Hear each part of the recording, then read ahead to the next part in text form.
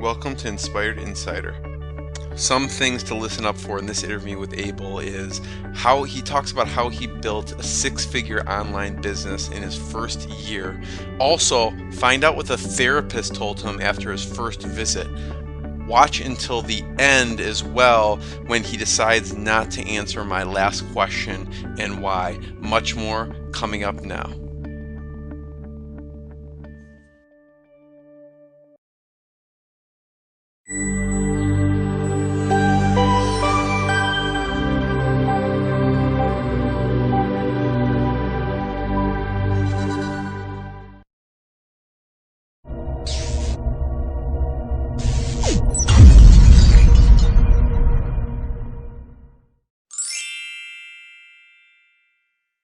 Jeremy Weiss here. We're here with Abel. Abel is the creator of the podcast Fat Burning Man that's reached #1 in health in multiple countries across the world, beating out behemoths like Jillian Michaels with just a microphone at his desk, as you can see.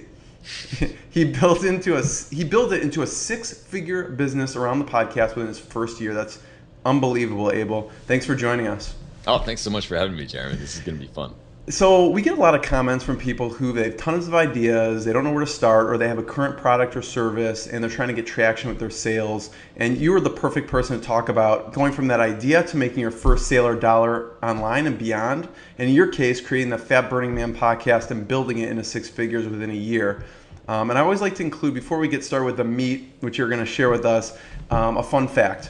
And fun fact about Abel is, he's a singer-songwriter who toured around Europe and had the hit song Ashley, and we got to talking. It's because there's a lot of girls named Ashley, so that's the true marketer. So in that sense, that goes. It was by accident at first, but it turned out to work pretty well.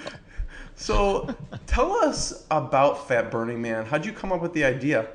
Yeah, so basically I was in my early 20s. I'd always been really interested in health, but my health was going downhill and fast. Every time I went to the doctor, I had my blood pressure was higher. I had an underactive thyroid. My body temperature wouldn't get above 96 degrees. My doctor wasn't really helping with that, but he was trying to get me on tons of different medications, and it was just a disaster. And I'm like, clearly what I'm doing, like my healthy lifestyle is not working. So I did my best to fire my doctor and research myself to see how I could actually basically take my health into my own hands and take responsibility for the way that I feel, the way that I look, and everything else. And once I did that, I spent a few years going through medical journals and bodybuilding forums and everything in between. Every diet book I could get my hands on. It turns out it's not that difficult to be lean and healthy and strong and happy and all this other stuff. It's just a matter of following the right advice. And for me, it was so frustrating. I also worked as a strategy consultant in the food industry for a period of time. And I realized there is so much misinformation that's spat out at the public. People are trying to be healthy, following the wrong advice and getting sick. So I took it upon myself I wrote a book that was about everything that I found that worked for me and what I understood to be the truth. And then I had to figure out a way to get it out there to people, to disseminate it, to build an audience and a loyal following. And so started up a blog and then later a podcast. And then it just, it blew up. And I think one of the reasons for that is because it is just me with a microphone at my desk. There are no corporate sponsors. There's nothing else. It's just like me along for the journey. I don't know everything. I don't claim to. The people I bring on are experts and they know a lot of stuff, but it's also like not dogmatic in any way. So we're all along for the journey, not corporate at all. It's just kind of everyone should be able to take their health into their own hands. So I try to help people do that. So what was the book called? Oh, well, originally it was called Fat Burning Man, and it was just for men. But I realized over the course of time that more women actually bought it than men, and more women listened to the show and read the blog than men. So that I kind of adjusted after that. Got it. So what was one thing early on when you were looking, because there's a lot of information out there, and yeah, what was one thing you found that helped kind of put you on that path to better health? There were quite a few things, but the biggest change for me was coming back to the realization that real food and having life in the food that you're eating is exceedingly important. Like my background, I went to Dartmouth, studied brain science, and so I was very into the science and numbers and counting calories and counting macronutrients and things like that. Turns out science really doesn't know that much about nutrition. it's a very nascent field. People claim to know a lot. It's just not true. And so it was coming to the realization that it is more about eating real food, eating foods that were recently alive and well. It barely even matters which ones they are as long as you do that. Compared to what's supposed to be healthy, which is eating super low fat or super low cholesterol and counting all your calories, eating stuff out of boxes. It's going to make you fat and sick over time, no matter how much you count. Yeah, that's a good rule to live by.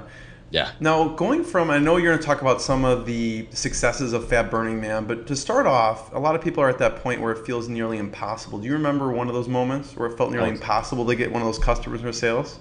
Over and over again. I mean, the whole process, really, for me, I've always been someone who's been a little bit cavalier in my attitude toward doing whatever it is. But most people, when I first started this out, they were just like, well, you can't do that. You're a strategy consultant. What do you have to say about health? What do you know about health? You don't have your degree in nutrition. You're not a doctor. I'm just like, precisely because I don't have those, it gives me the power to say whatever I think is actually true instead of what the drug companies tell me to say or what special interests tell me to say. So at the beginning, it was being surrounded by a lot of people who said you can't do that.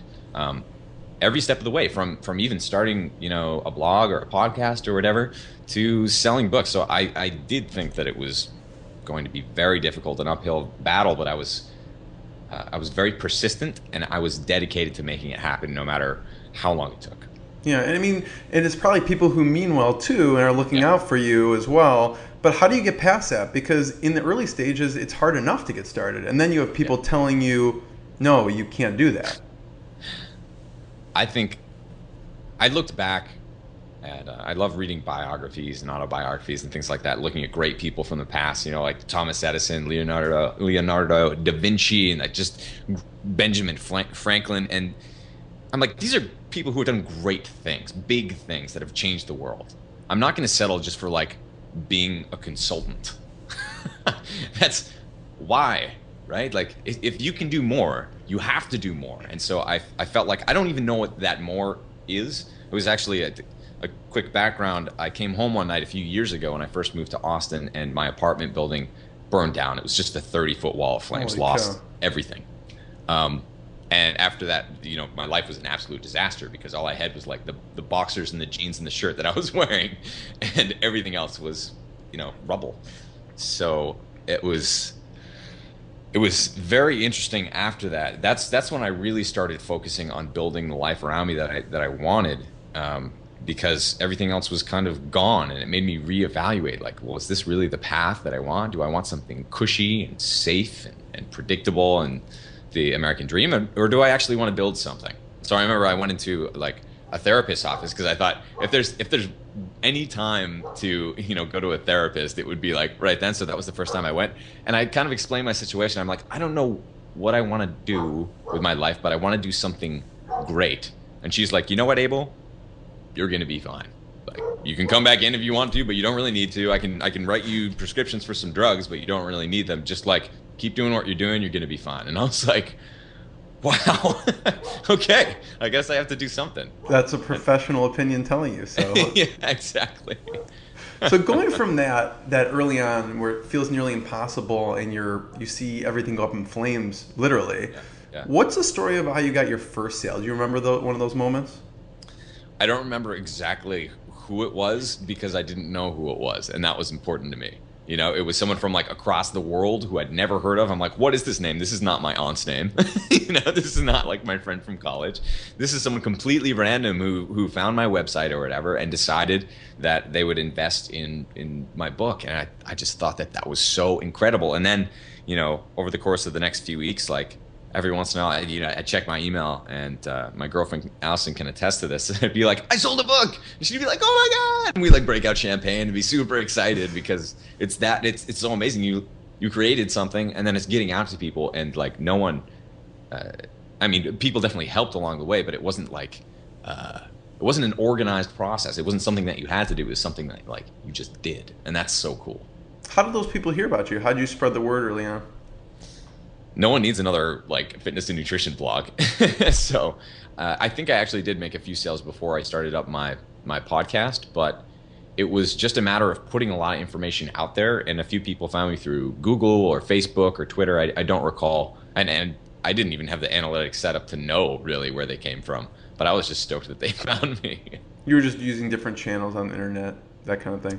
You know, like as a consultant, I got into metrics a lot. I got into quantifying all of these different systems, and I've taken a bit of a different approach because that's the perfectionist approach. That's like optimizing everything before you get it out there. Right. But I decided I'd rather be prolific than perfect. I want to be able to get stuff out there, and so I started focusing on, instead of like looking at all the metrics and all the numbers, I'm just like, well, I'm just going to create more content. I'm going to do more work. Yeah. Because maybe, you know, I won't be focusing on all these crazy internet marketing tactics that will shoot you to the top of you know, Google for 2 hours. But I'm creating content that will be pretty much evergreen for hopefully decades. Right. So I focused on that, and I still do. Yeah. So what about the biggest turnaround sale, or where you find people definitely weren't buying but ended up anyways? Yeah, so I think it was probably the original branding of Fat Burning Man being just for men, which was very comfortable for me because it's easier for me, just like being a man, to talk straight to a man, be like, you can eat steak and be healthy, you know. But the fact remains, that's what they like to hear. Yeah. But most men aren't that interested in health. They're just not, compared to women anyway. Women are much more interested in it. They tend to cook more. They are more responsible when it comes to exercising and just being healthy, generally speaking, for themselves and for their family. So I kind of I took a bit of a different approach, not in any specific way, but in the way that I spoke to, I guess, my avatar on the other end. Instead of it just being me or like some dude I know, it's about being inclusive of all the people who could be listening. Yeah. So I know that a lot of folks who listen to me are, you know, like 70-year-old women. I know some other people are, you know, 17-year-old boys. So I try to be as inclusive as I can and as true to myself as I can, and not pander. Just be true to it. So how do you speak differently once you realize it was women? Because it's not like a 7-year-old woman's listening. They're like, you need to get rock solid abs. They're not going to relate to that. So how do you speak differently to knowing that? You know, at the beginning, my whole thing, it's not about like getting abs anyway. It's not about fat loss even. It is about health, and you use that stuff as a hook to get people in there. And so they'll come in and they'll want to have a great body for swimsuit season or something like that. And so like that's a great place to start. I'm not going to knock anyone for having that goal. I think it's great. Right. But the true message is health, and the way, at least that I get someone a swimsuit body, is by making them healthy first, and then the body comes second. So it's more tailoring. At the beginning, I think I was trying to use that hook a bit too much. I was trying to build an audience, but that's not the best way to do it. The best way to build an audience is by being true to yourself and who you are and what you believe in. So that's something that I made that shift back then, and I think that's one of the biggest things that allowed it to kind of skyrocket up the charts and attracted a big audience down the road. Yeah, I mean, I think that's tough to do though, because you know what someone wants, but you're giving them what they need, and you're trying to combine the two of them. You know, because they want to look in a bathing suit, but or six-pack abs or whatever it is, but you know, getting them to be healthier is what's going to get them there. Yeah, so, exactly. So it's a weird way of doing it, and I get a lot of flack from people for this. But like, if you look at my my iTunes thumbnail, it's like me with the shirt off, like on a mountain or whatever, and you like do see my abs and muscles and stuff. Right. But the reason for that is because I hardly ever talk about that. I'm certainly not like the first guy to take his shirt off, but it's a communication that this is possible by being healthy. So kind of that dichotomy between the message of being like, okay, like this guy's ripped and like he clearly knows what he's talking about. That's actually what I thought of with the first time I saw him. Like, this guy's ripped. But it's like, I'm not in the gym all the time. I do eat cheesecake. I enjoy my life. I indulge, and I try to lead by example by saying you can be healthy and happy. And have this too. Right. And in fact, that's the way that you should go about it. It shouldn't be this miserable no pain, no gain approach, which is just so pervasive throughout society. And it's unfortunate that it is. So I try to do my best just to put myself out there and be like, you know, as embarrassing as it is to have that be a part of my brand, I'm proud of being able to help people in whatever I can, Right. whatever way I can. And I know that it definitely gets more eyes on the blog and on the podcast and stuff like that. So I'll suck it up and kind of like take my shirt off every Yeah, I once in a mean, while, it even though it's allows you to completely lead, shameless. right? It allows you to lead by example, Yeah. and without even saying a word. Right. And Yeah. so that's what I try to do. I'd rather lead by example than have to like say to people like, "Oh, well, I have a six pack, and this is how you get a six pack." It's just silly. And it's not what I'm about. It's just not. So going from that, you realized, women bought more. What's one of those pivotal sales or connections that you remember? Yeah. So this one was huge. I spoke at Paleo FX, which is a paleo conference. Not this past year, which I spoke then too, but the year before, and that was the first time that I'd actually like gone to a conference on my own volition in the nutrition space. And I met up with a guy who's become a dear friend of mine, George Bryant, who runs Civilized Caveman Cooking. And at the time, he was a full-time Marine, really wanted to do more blogging and do like a recipe book and that sort of thing. And brilliant guy. Not a great writer at all, but a fantastic photographer, and made some of the best recipes I had ever tried. And I'm like, well, I'm just kind of getting started with publishing my own stuff. Maybe we can figure something out. Let's do some little projects together. So we did like a free thing, and then we did something on the Kindle, and then I decided to, he was making like, I think it was two maybe $400 a month in Google AdSense revenue at when we published. And I'm like, we can do a lot better than that. I didn't know how much better we could do. But in the first month, like, I don't have a background in internet marketing or anything like that. I just kind of like set up a few things, set up a sales page, and with a little $27 ebook, we did $25,000 in the first month. Wow. And which is a lot more than $400, right? And then in the first 6 months, we did like, I can't recall exactly what it is, but over 150, maybe over 200,000, and it's still going more and more. Wow. And so it was that, like, now, let's skip ahead to now, which is actually just a few months later, really. I guess about a year later. He's no longer a Marine. He really wanted to get out. Now he's focusing full time on his photography and making great food for people. And that is just like so amazing to have that sort of, connection and share that was part of his journey.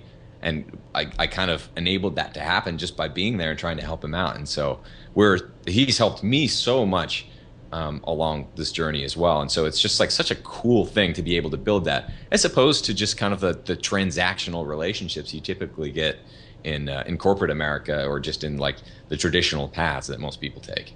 So what was one thing that you found really worked? Because a lot of people, have good content or put things out there, but this seemed to really just blow it out of the water.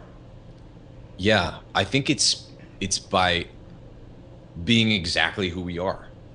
And that's tough for most people to do. So like my background made it so that I thought that everything needed to be triple copy edited. And, you would have to use the perfect $100,000 words in every situation and stuff like that. What I found, especially like when I met George, started hanging out with him, is like, he didn't copy edit at all. It was like stream of consciousness. Like a lot of times he didn't even press the enter key, and it didn't matter because what he was saying, he was so passionate about it. And that's what you don't get. You can go on CNN.com or eHow or whatever and get this vanilla, bland information, or you can go and get a bit of spin from a person who you actually trust, that instills personality in their message, that shows you that they believe in what they're saying. They're not just like giving you information; they're giving you truth. Right. I mean, there's a lot of people out there that are passionate. What did you do differently? Or how did you get the word out, even, for people to find out about it? So with the podcast, I surveyed the market, and what I found in the podcast that existed at the time was that there were very science heavy ones that were kind of boring and not produced all that well. And my background, is in music, so I know a bit about production of audio and video to some degree, to a much lesser degree. But I figured I could boost up the production quality. And then I found other ones that were just like kind of, cool people who were giggling and not really adding a whole lot of value to the person on the other end. They're just Right. kind of like setting up a microphone and giggling and having a good time or whatever. But it's not really a show. And what I found, like especially being a touring musician, is that like I studied jazz in London, so technically I got really good And you could be shredding at a show and like no one would care except for the two dudes up front who like played guitar. But if you actually play something like you look at the audience, you see who's out there, you try to connect with them with a feeling that sums up either where they are right then or where they want to go, that's when you really connect with people. And that can be something a lot simpler. It can be something that reaches more people. And so I try to apply that to this. So it's kind of like a fireside chat. It's an interview-based show, much like this one, where it's just two people who are passionate about a subject talking about it, but not going deep down the rabbit hole. So for the people who just want to dip their toes into the lifestyle, they're not completely intimidated. But at the same time, the people who are seasoned veterans of eating and living this way are entertained by the personalities who are there, and they kind of get to hear the why behind people, why people put this information out there and why they do what they do, whether it's writing a best-selling book or having their own show or whatever. It's being conscious of that and trying to improve the quality of the show and the experience for the person on the other end as much as you possibly can. Yeah, that's smart. I mean, you just kind of survey the market, what's out there, and then deliver that message in an entertaining way, but a meaningful way. Right. What's talking about your close friend? What's a big milestone you're especially proud of that you've hit? I think it was that point where I could take my eye off the ball and realize that like I have a team of employees now, and we can basically pay the bills. Sales aren't going down just because I'm not looking at it anymore. So that's a very, very powerful moment, because it allows you to, instead of focusing on the I guess all of the metrics and the systems and all of the back end stuff, whether it's coding PHP or whatever. And at the beginning, I did everything myself. It's focusing on the big projects that will help move this just like skyrocket everywhere. Whether it be podcasts or YouTube or getting on traditional media or getting on radio or doing more speaking engagements. Once you have that freedom to know that this is working, it allows you to focus on what you're really best at, focus on your strengths. Because it's interesting when you put out like a show like this, I'm sure you can relate. 95% of what you do is not interviewing, right? Like what people actually see is the interview. Sure. They see the people on the other end. They assume that that's how you spend your time. But like 95% of your time is spent doing all the other stuff that you need to do to make that interview happen. Yeah. So what are you most excited about now that you can take your eye off the ball and pick, go big picture? What excites you the most? It's number one is being balanced. I'm focusing on, I'm kicking the crap out of my bucket list this year, which is awesome. Okay. Because like now I have this business, so I'm, going to Thailand with my girlfriend and a bunch of friends. I'm doing Krav Maga. I've always wanted to be, into self-defense. I did karate as a little kid, but this is kind of like more intense, so I'm learning how to do that. I'm focusing on writing more books, creating more music, and sleeping at night and getting into meditation and just getting to know myself a bit better, building a great group of friends here in Austin. Like we're doing a party at least once a month with just all of these different people. It's not like a networking thing. It's just like a bunch of people who I think are really cool and doing good things for the world coming over and having a good time at my place and introducing them to each other. So it's a bit all over the place, but I think it has to be, because that's what balance is. Sure. Now it seems like, Abel, everything you touch is turning to gold. Tell us one of the pitfalls or failures you've had.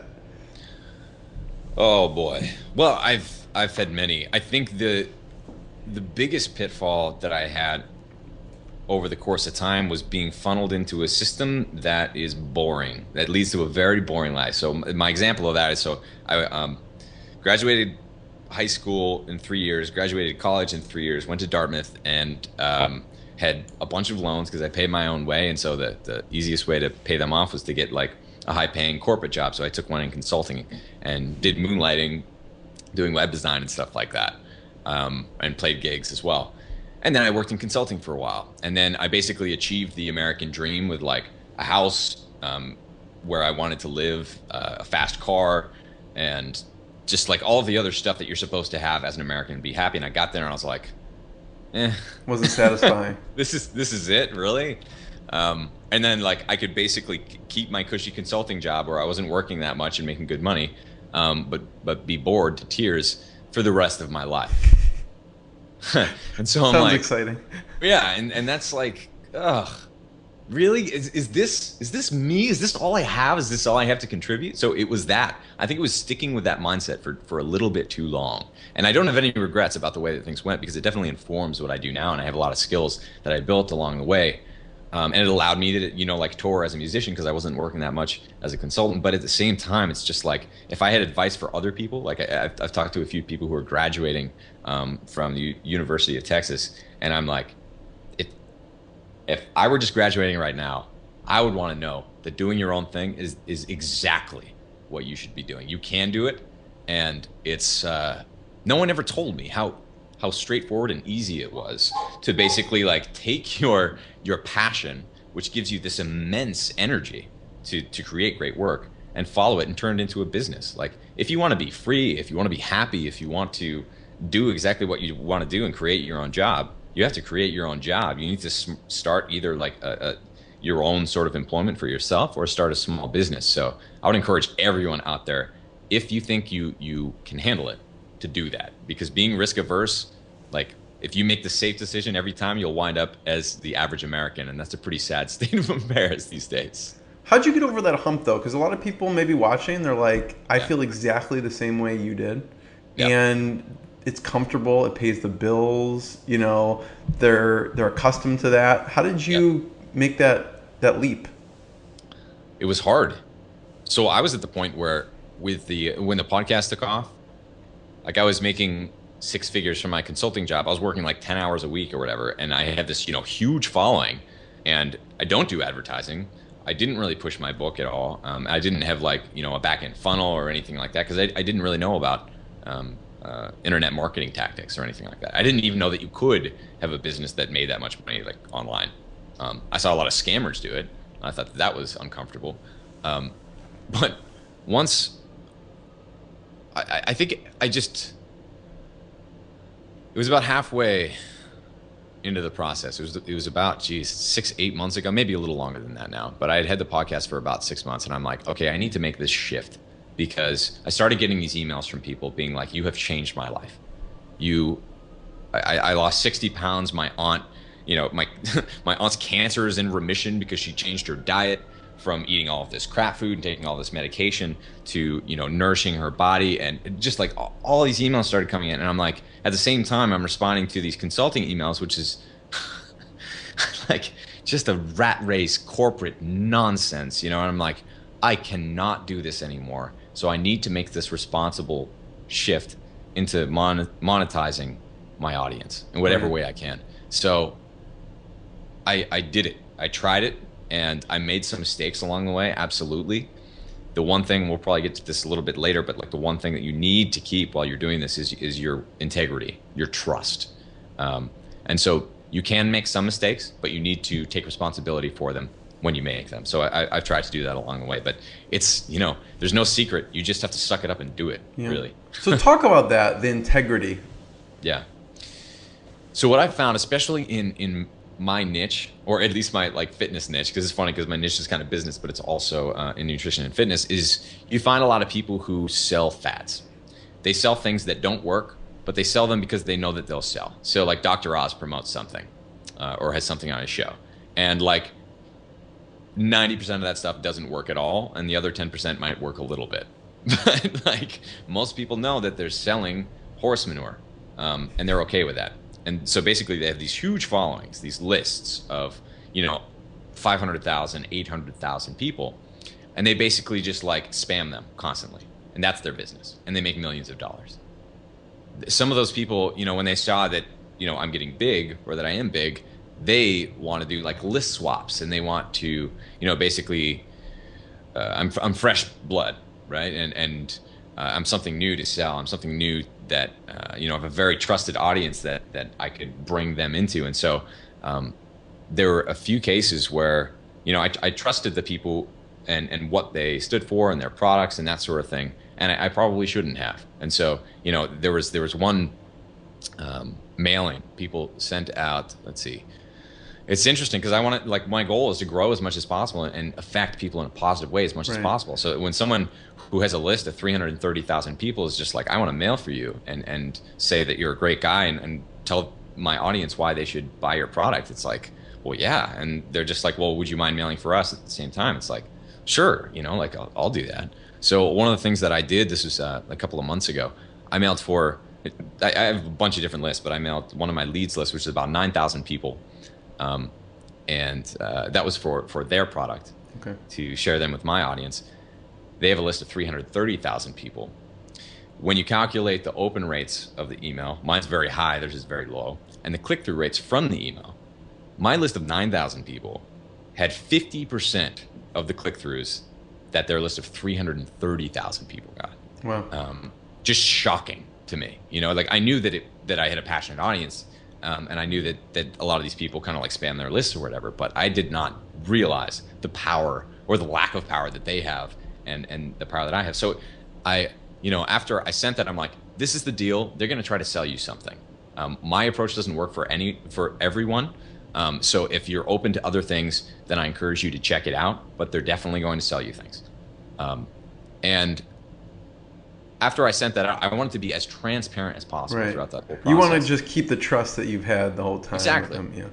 Yeah. But then I got a few emails from people, and a lot of people bought it, but the refund rate was way higher than mine. Like, mine's very low, especially in internet marketing. And I take a lot of pride in that, and I always want that to be the case. Theirs is very high.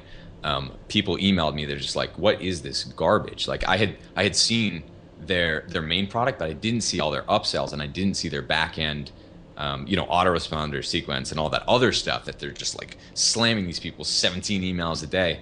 And they're like, "Abel, I'm so disappointed." And so I took so much responsibility for that, because I wanted to at least try it to see if, reaching 330,000 people, that's a lot of people. And I want to help people, but that is not the way to do it. Yeah. And so learning that was very important, because it taught me that I'm not one of them. I'm not going to play the game. I'm going to do what is best for the people who follow me, and always have integrity with the way that I do it. And that is more important than any number or any number of people who you reach even. I would much rather have like a very small audience who's passionate, who's actually doing it and believing it, than just a bunch of people who are like, well, I kind of trust this guy. Yeah. And Lesson that's what learned, most people right? have, unfortunately. Yeah. Lesson learned. Absolutely. What's a question I haven't asked so far that would be important to talk about? Yeah. It would be like, what is the main best piece of advice that I could give to someone right now? And that would be that you create your situation, you create your life. Intellectually, I feel like I understood that for a long time, but I didn't start living it until about a year or two ago. And then everything changed in immense ways. My business blew up. I'm doing what I love. I'm eating great food. My friends got better. It's like you choose. You have 100% free agency in every decision that you make, and from your environment to your job to the people you surround yourself with. If you want to be happier, make all of that happier. You can do it. There's no reason that you need to be tied into the stupid American dream, that requires you to take on debt and forces you into a boring job that bores you to tears. Right. You can change that, and you should. I mean, saying is one thing and doing it's another, and you seem Yeah. to be able to influence people to do it. What Yeah. do you, in your writing or the way you talk, these people making major life changes where they've eaten junk food for 20 years, Yeah. what's one thing that you do to help influence that change? I think part of it is leading by example. Pretty much anytime I give people advice about what to do or about what I do, I'm just like, here's a picture of me when I was fat and sick. Right. Like, that did not work for me. This is what everyone else is telling you to do. This is what your doctor is telling you to do. This is what most diet books and commercials tell you to do. Don't do that. Like, try this. Like, you don't even have to like keep trying this. Just give it a shot. And so I think that's a piece of it. Just being like transparent. I try to. It's very, for a perfectionist like me, it's very difficult to put yourself out there and wear your imperfections like a badge. But I try to do that as much as I can. Yeah. So, sure, I have shirtless pictures of me being ripped and muscular. I also have a great many pictures of me being fat and sick and puffy faced and looking Right. terrible for no reason, in my early 20s. Like, that is unacceptable. And I want to show other people that they don't have to settle for that either. Right. So what are you talked about some of the systems. What are some systems you use for your business that are important?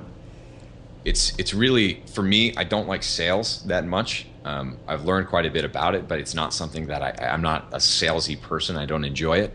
But at the same time, it's like marketing and sales is the most important thing for every small business, just to get yourself out there and make sure that you have revenue coming in so you can pay your employees and grow and build better products. So the way that I do that is I've set up, basically I only have to sell once. So I'll make a sales video, or I'll make a sales page or something like that. And then my whole site, all the content that I produce, my email list, goes into these different products and it introduces people to these products. So, I just did a blog post about how last week my girlfriend went outside and the camera was out, and she just like started taking pictures. She's like, "You need some more exercise shots?" I'm like, "Absolutely." So we turned it into like this totally impromptu photo shoot.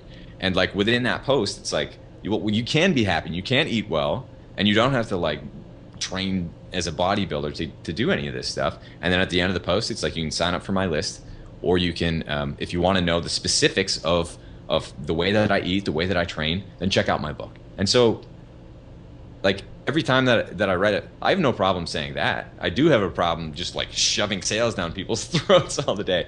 So I think it's that. It's setting up those systems where your systems are selling instead of you. You only have to sell once. You only have to do a sales video or a sales page, and then the rest kind of just like happens. Yeah. So I have one last question for you. I'm not sure you'll be able to you will answer it, but we'll see. But just tell us a little bit more about Fat Burning Man. What's exciting for you right now with it?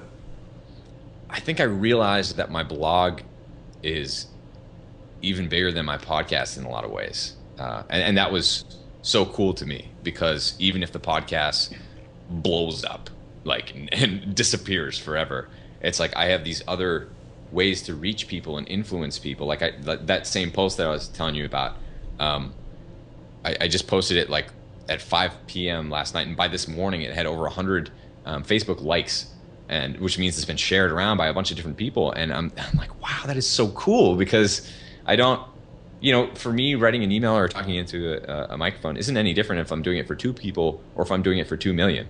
So it's super exciting to see that it's working, and people like, it's all word of mouth. I don't have any paid advertising. I don't have any, like corporate relationships that put me in front of more people. It's just like totally organic. So it's really exciting to see that momentum building, and I'm going to do everything that I can to keep it building.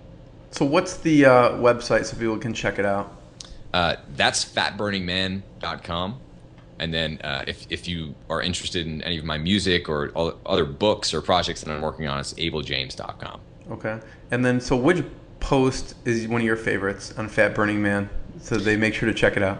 Yeah. The favorite one is probably, a lot of people like how to get fit by exercising less. And so I did a case study of when I was running marathons compared to when I was not running marathons and just doing sprints. So running 50 miles a week compared to like 5 miles a week. And I don't want to spoil it too much, but the results are not exactly what you'd expect. Yeah. So I would check that one out. Yeah. So my last question, which you don't have to answer if you don't want, or you don't have to do it, but this whole time I'm wondering what the song Ashley sounds like. And I wanted you to sing a verse. Oh, I'm putting you on the spot. I don't know if I can do that right now. No. I'm bashful. I'm going to start blushing. That's fine. I was going to ask you ahead of time. I'm like, I'll just... It's so funny. It's so old now. It's like, it's so funny because it's a completely different style than I'm used to now. But I mean, people will love it. Yeah, I've been wondering this whole time what it sounds like. Well, if people do want to hear what I sound like, abeljames.com, go straight to my YouTube page, so you can check it out there. Okay, fine. I want to push a little bit on this. Like, is there a song you would sing? Is there a verse you would sing, or just in general? I caught you off guard here. Probably not today, because my tip jar isn't in front of me. I'll send you a PayPal. All right, Abel. Another time. I appreciate your time. Everyone should check out fatburningman.com, and it's always a pleasure, Abel. Thanks so much. Jeremy, this is awesome. Thank you so much, man.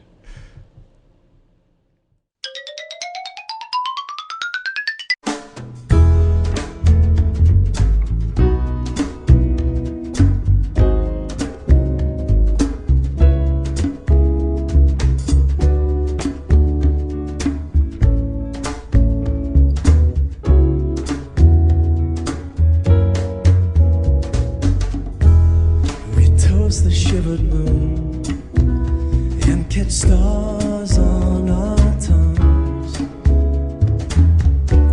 She's squeezing my hand, and I don't care if they can tell. She won't take a blanket because I'm so damn warm. She whispers about my lips, and her kiss knocks me off the bed. But oh, Ashley, you are the best thing for me since love. Ashley, you are the best thing for me since love.